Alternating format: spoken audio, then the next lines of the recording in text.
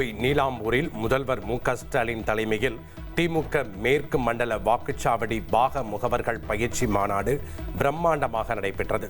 நிகழ்ச்சி திடலுக்கு வந்த முதலமைச்சருக்கு திமுக தொண்டர்கள் உற்சாக வரவேற்பளித்தனர். வரும் சட்டப்பேரவைத் தேர்தலில் திமுகவின் வெற்றி 200% உறுதி செய்யப்பட்டுள்ளதாக முதலமைச்சர் மு.க.ஸ்டாலின் நம்பிக்கை தெரிவித்துள்ளார். கோவையில் நடைபெற்ற திமுக மேற்கு மண்டல வாக்குச்சாவடி முகவர்கள் மாநாட்டில் உரையாற்றிய அவர், திமுக 2.5 கோடி வாக்குகளை பெற வேண்டும் என நிர்வாகிகளுக்கு அறிவுறுத்தியுள்ளார்.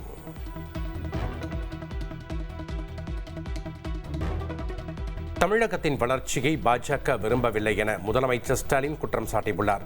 பாஜகவின் கிளை கழகமாக அதிமுக உள்ளதாக சாடிய அவர், ஜெயலலிதா மீது பிரதமர் மோடிக்கு திடீர் பாசம் ஏன் என கேள்வி எழுப்பியுள்ளார். அதிமுக பாஜக கூட்டணி கொள்கையில்லாத கூட்டணி என விமர்சித்துள்ள முதலமைச்சர், சிபிஐ, இடி மூலம் பாஜக மிரட்ட பார்ப்பதாகவும் குற்றம் சாட்டியுள்ளார். சட்டப்பேரவைத் தேர்தலில் தமிழ்நாடு அணிதான் வெற்றி பெறும் என்றும் அவர் சூளுரைத்துள்ளார். முன்னாள் முதல்வர் ஓ பன்னீர்செல்வம் திமுகவில் இணைந்தார். முதலமைச்சர் ஸ்டாலின் முன்னிலையில் திமுகவில் இணைந்த நிலையில் இணைப்பு படிவத்தில் கையெழுத்திட்டார். பெரும் மகிழ்ச்சியோடு திமுகவில் இணைந்திருப்பதாக ஓ பன்னீர்செல்வம் தெரிவித்துள்ளார். முதல்வர் ஸ்டாலின் நல்லாட்சி வழங்கி வருவதாகவும் அவர் புகழாரம் சூட்டியுள்ளார். ஆணவ போக்கில் இருக்கும் இபிஎஸ் சர்வாதிகாரி போல் செயல்படுவதாக ஓபிஎஸ் விமர்சித்துள்ளார். அதிமுகவை இபிஎஸ் அழிவு பாதைக்கு அழைத்துச் செல்வதாகவும் அவர் கூறியுள்ளார். முதல்வர் ஸ்டாலின் வாய்ப்பளித்தால் சட்டமன்ற தேர்தலில் போட்டியிடுவேன் என ஓபிஎஸ் அறிவித்துள்ளார். சுயமாக சிந்தித்து திமுகவில் இணைந்துள்ளதாகவும் எந்த அழுத்தமும் இல்லை எனவும் அவர் விளக்கமளித்துள்ளார். தாய் கழகமான திமுகவில் இணைந்த ஓ பன்னீர்செல்வத்தை வரவேற்பதாக முதல்வர் ஸ்டாலின் தெரிவித்துள்ளார். வரும் தேர்தல் தமிழ்நாட்டுக்கும் பாசிச பாஜகவுக்கும் இடையிலான ஜனநாயக போர் என உணர்ந்து திமுக அணியில் பலர் இணைவதாக அவர் குறிப்பிட்டுள்ளார். ஓபிஎஸ் மகன் ரவீந்திரநாத், உசிலம்பட்டி எம்எல்ஏ ஐயப்பன் ஆகியோரும் திமுகவில் இணைந்தனர். ஓபிஎஸ் உடன் சென்று முதல்வர் ஸ்டாலின் முன்னிலையில் திமுகவில் இணைந்துள்ளனர். திமுகவில் இணைந்த ஓபிஎஸ் தனது எம்எல்ஏ பதவியை ராஜினாமா செய்தார். ஓபிஎஸ் ஆதரவாளர் ஐயப்பனும் எம்எல்ஏ பதவியை ராஜினாமா செய்த நிலையில் சட்டப்பேரவை செயலாளரிடம் ராஜினாமா கடிதத்தை வழங்கினர். திமுகவில் இணைந்த ஓபிஎஸ்ஐ தகுதி நீக்கம் செய்ய கோரி சட்டப்பேரவை செயலாளரிடம் அதிமுக துணை கொறடா ரவி கடிதம் கொடுத்துள்ளார். ஓபிஎஸ் உடன் திமுகவில் இணைந்த உசிலம்பட்டி எம்எல்ஏ ஐயப்பனையும் தகுதி நீக்கம் செய்யவும் கடிதத்தில் அவர் வலியுறுத்தியுள்ளார். ஓபிஎஸ் ஆதரவாளர் வெல்லமண்டி நடராஜன் ஏபிஎஸ் முன்னிலையில் அதிமுகவில் இணைந்தார். ஒற்றை தலைமை விவகாரத்தில் ஓபிஎஸ்க்கு ஆதரவு தெரிவித்தவர் வெல்லமண்டி நடராஜன் ஆவார். திமுகவில் இணைந்த ஓ பன்னீர்செல்வம் தனது அதிகாரப்பூர்வ எக்ஸ் தள பக்கத்தில் அதிமுக ஒருங்கிணைப்பாளர் என்பதை நீக்கியுள்ளார். தமிழக முன்னாள் முதல்வர் என மாற்றியுள்ள அவர் போடிநாயக்கனூர் சட்டமன்ற உறுப்பினர் என்பதையும் நீக்கினார். அதிமுகவில் உரிமை கோரி வந்த சசிகலா, ஓபிஎஸ் இருவரும் புதிய நிலைப்பாட்டை எடுத்ததால் இபிஎஸ்க்கு சிக்கல் தீர்ந்ததாக அரசியல் விமர்சகர்கள் கூறியுள்ளனர். சசிகலா மற்றும் ஓபிஎஸ் இனி அதிமுகவில் உரிமை கோர முடியாது என்பதை சுட்டிக்காட்டியுள்ளனர். ஓ பன்னீர்செல்வம் போடிநாயக்கனூர் தொகுதியில் போட்டியிட விருப்பம் தெரிவித்து தேனி மாவட்டத்தைச் சேர்ந்த திமுக தொண்டர் ஒருவர் மனு வழங்கியுள்ளார். விருப்ப மனுவிற்கான ரசீதை ராயப்பேட்டை தனியார் ஹோட்டலில் தங்கியுள்ள ஓபிஎஸ்ஸிடம் அவர் நேரில் வழங்கினார்.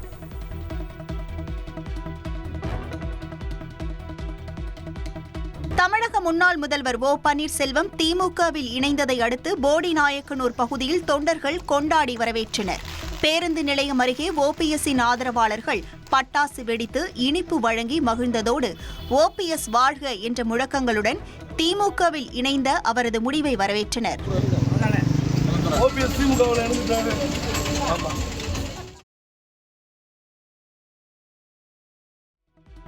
தாவேகா தலைவரும் நடிகருமான விஜயின் மனைவி சங்கீதா விவாகரத்து கோரி நீதிமன்றத்தில் மனு தாக்கல் செய்திருப்பது பெரும் அதிர்ச்சியையும் பரபரப்பையும் ஏற்படுத்தி உள்ளது. விஜய்க்கும் சங்கீதாவுக்கும் கடந்த 1999ஆம் ஆண்டு திருமணம் நடைபெற்று இருவருக்கும் 2 குழந்தைகள் உள்ளனர். இந்நிலையில் விஜயிடம் இருந்து விவாகரத்து கோரி சங்கீதா தனது வழக்கறிஞர்கள் மூலமாக செங்கல்பட்டு நீதிமன்றத்தில் மனு தாக்கல் செய்துள்ளார். அந்த மனுவில் நடிகை ஒருவருடன் விஜய் தொடர்பில் இருந்தது தெரியவந்து தாம் மன உளைச்சல் அடைந்ததாகவும் குழந்தைகளின் எதிர்காலம் கருதி சேர்ந்து வாழ்ந்து வந்ததாகவும் குறிப்பிட்டுள்ளார். சம்பந்தப்பட்ட நடிகை விஜயுடன் இருக்கும் படங்களை சமூக ஊடகங்களில் பதிவிட்டது தனக்கும் தனது குழந்தைகளுக்கும் பெரும் சங்கடத்தை ஏற்படுத்தி உள்ளதாகவும் குறிப்பிட்டுள்ளார். எனவே தங்கள் திருமணம் செல்லாது என அறிவிக்க வேண்டும் என்று கோரிக்கை விடுத்துள்ள சங்கீதா விஜயின் வருமானத்திற்கு நிகரான நிரந்தர ஜீவனாம்சம் வழங்கப்பட வேண்டும் என்றும் கோரிக்கை விடுத்துள்ளார்.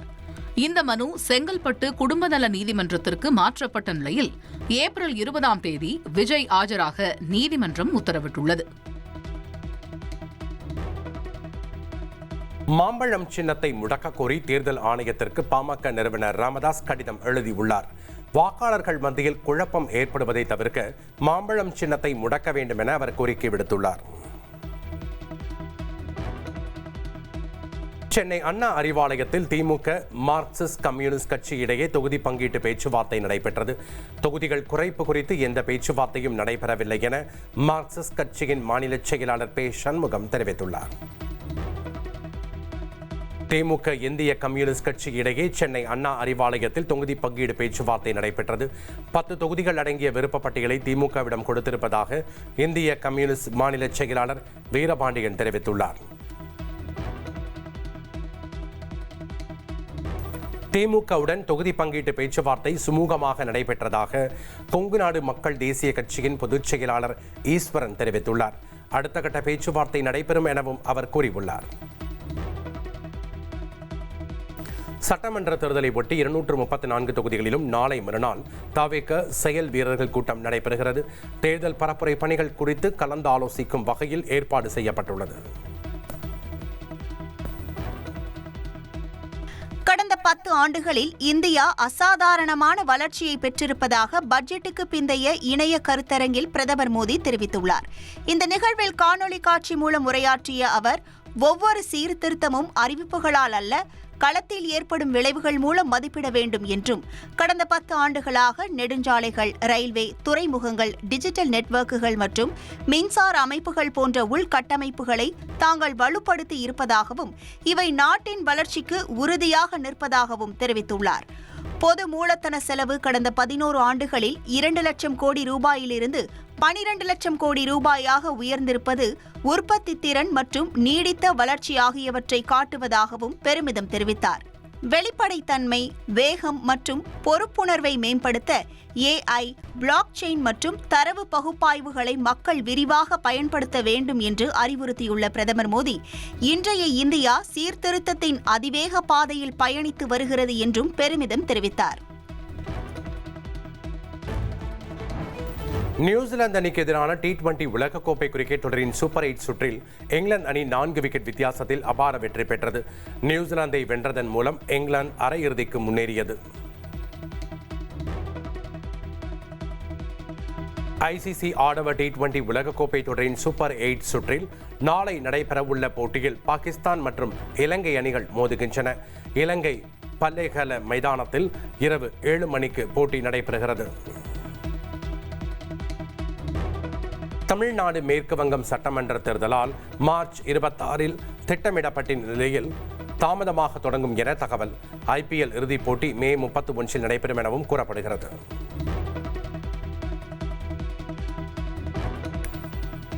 நடிகர் சதீஷ், ஐஸ்வர்யா தத்தா நடிக்கும் முஸ்தபா படத்தின் கலக்கலான ட்ரெய்லர் வெளியாகியுள்ளது.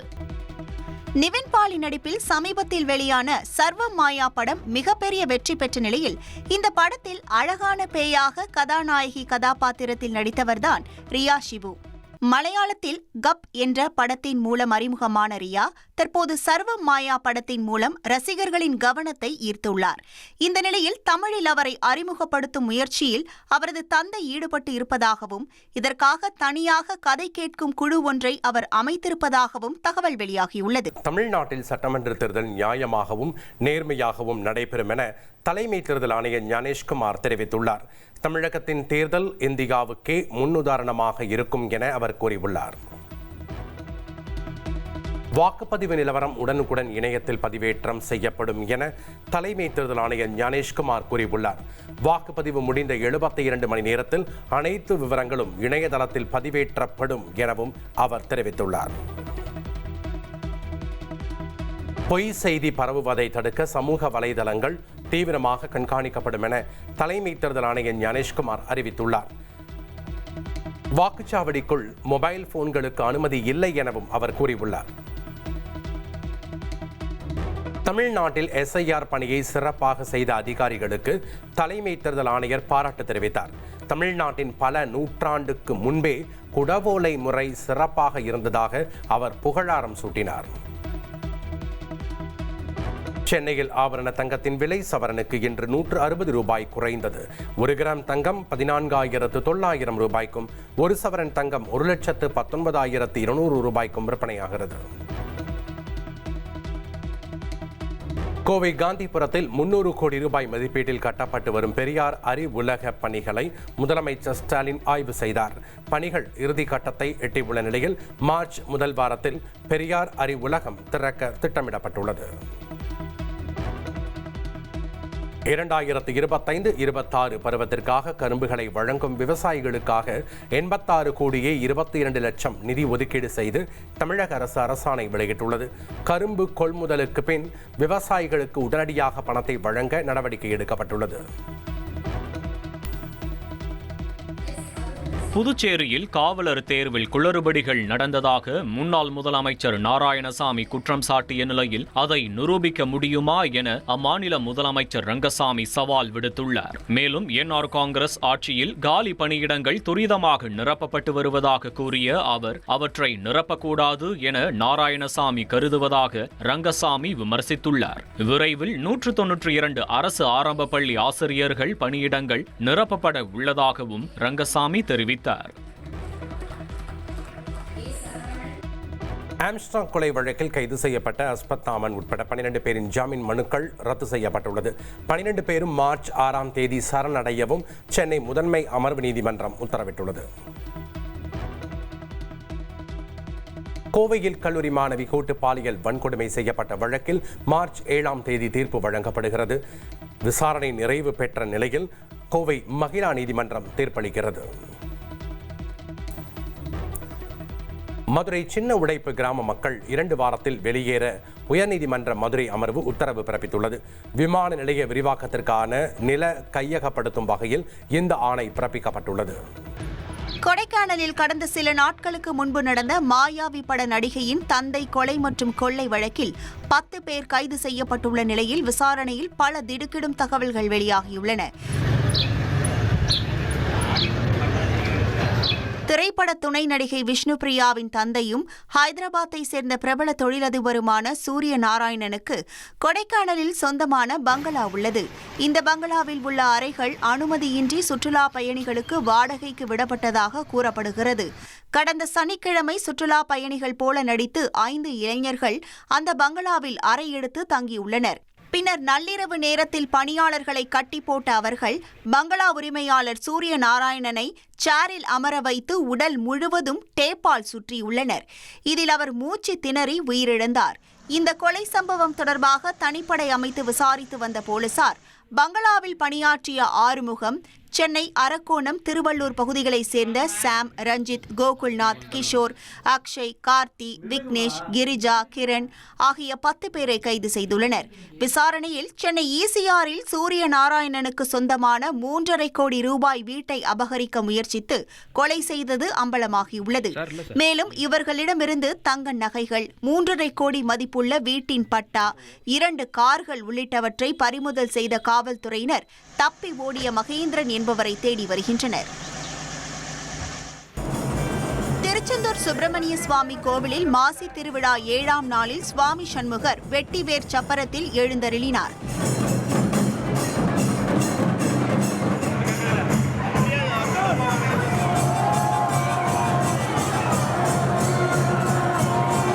இதையொட்டி அதிகாலையில் கோவில் நடை திறக்கப்பட்டு விஸ்வரூப தீபாராதனையும் உதய மார்த்தாண்ட அபிஷேகமும் நடைபெற்றது.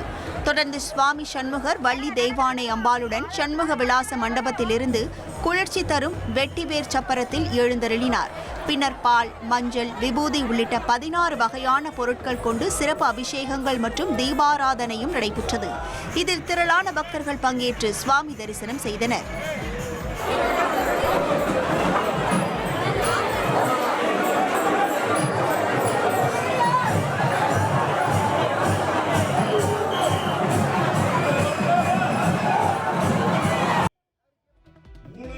தூத்துக்குடி மாவட்டம் சாத்தான்குளம் அருகே முன்னாள் முதல்வர் ஜெயலலிதா பிறந்தநாள் நலத்திட்ட உதவிகள் வழங்கும் விழாவில் பொதுமக்கள் சேலைகளை மொத்தமாக அள்ளிச் சென்றனர்.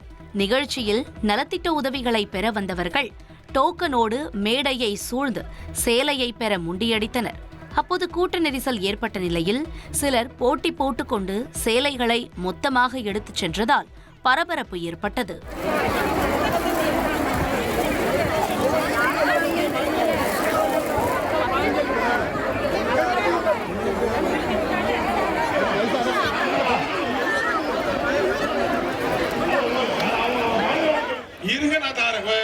கொஞ்ச நேரத்தில்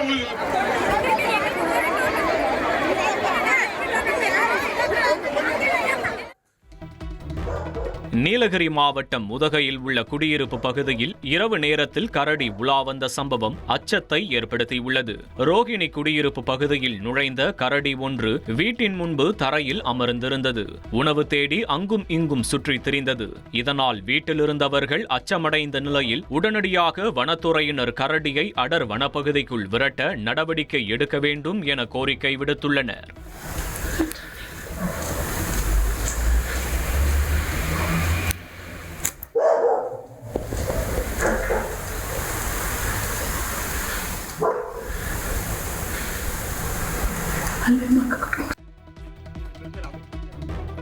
ஈரோடு மாவட்டம் தாளவாடி மலைப்பகுதியில் கடந்த 20ஆம் தேதி உடல்நலக்குறைவால் மயங்கி சரிந்த பெண் யானைக்கு 8வது நாளாக வனத்துறையினர் சிகிச்சையளிக்கும் பணியில் ஈடுபட்டுள்ளனர். தற்போது யானை தீவனம் உட்கொள்ள தொடங்கியுள்ளதாகவும் உடல்நிலையில் சற்று முன்னேற்றம் ஏற்பட்டுள்ளதாகவும் வனத்துறை அதிகாரிகள் தெரிவித்துள்ளனர்.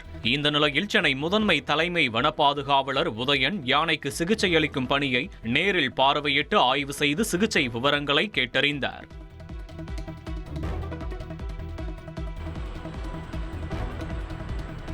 கிருஷ்ணா நதிநீர் வருகையால் பூண்டி ஏரியிலிருந்து வினாடிக்கு 250 கன அடி நீர் திறந்துவிடப்பட்டுள்ள நிலையில் புழல் ஏரிக்கு நீர்வரத்து 210 கன அடியாக அதிகரித்துள்ளது. அதன்படி 3300 மில்லியன் கன அடி கொள்ளளவு கொண்ட புழல் ஏரியில் நீர் இருப்பு 2667 மில்லியன் கன அடியாக உள்ளது.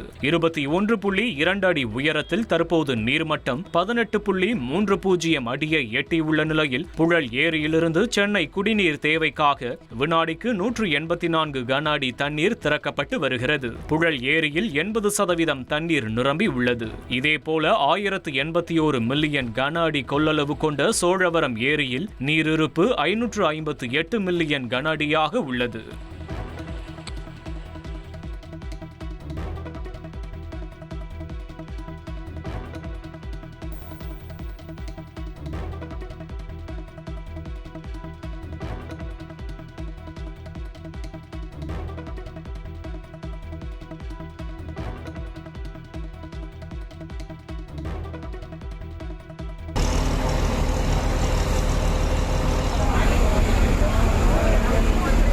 கும்பகோணத்தில் 10 கோடி ரூபாய் மதிப்பில் உருவான 51 அடி உயர ஆதி பராசக்தி சிலை சேலத்திற்கு அனுப்பி வைக்கப்பட்டது.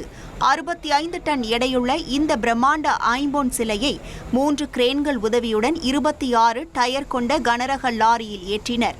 4 ஆண்டுகால உழைப்பில் உருவான இந்த அதிசய சிலையை வழி நெடுகிலும் திரண்ட பொதுமக்கள் வியப்புடன் பார்த்து வணங்கினர்.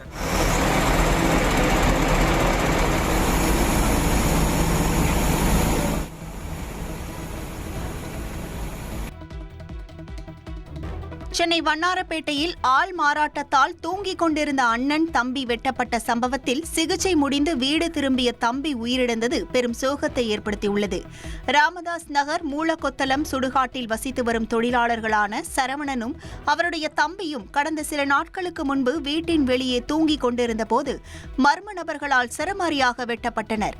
அதே பகுதியைச் சேர்ந்த பரபி என்கிற கௌதம் தனது நண்பனை தாக்கிய சிவா என்பவரை பழிவாங்க வந்து அடையாளம் தெரியாமல் பக்கத்து வீட்டில் தூங்கிக் கொண்டிருந்த அண்ணன் தம்பியை வெட்டியது தெரியவந்தது.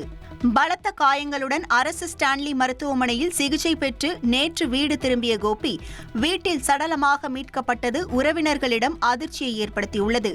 சம்பவத்தில் தொடர்புடைய கௌதமை போலீசார் ஏற்கனவே கைது செய்து சிறையில் அடைத்துள்ளனர்.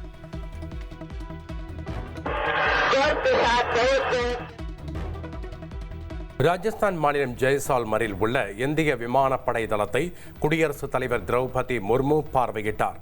உள்நாட்டிலேயே தயாரிக்கப்பட்ட இலகு ரக போர் ஹெலிகாப்டரான பிரசாந்த் ஹெலிகாப்டரிலும் அவர் பயணம் செய்தார்.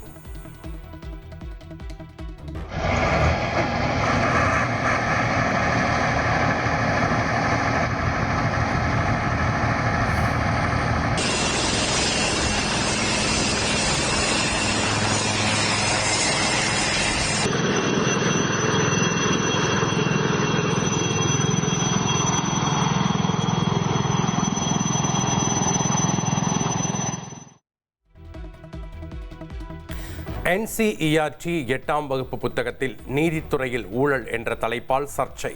பாட புத்தகத்தை சமூக வலைதளங்களில் பகிர்வது சட்டவிரோதம் என தெரிவித்துள்ள NCERT அதனை உடனடியாக நீக்கவும் அறிவுறுத்தியுள்ளது.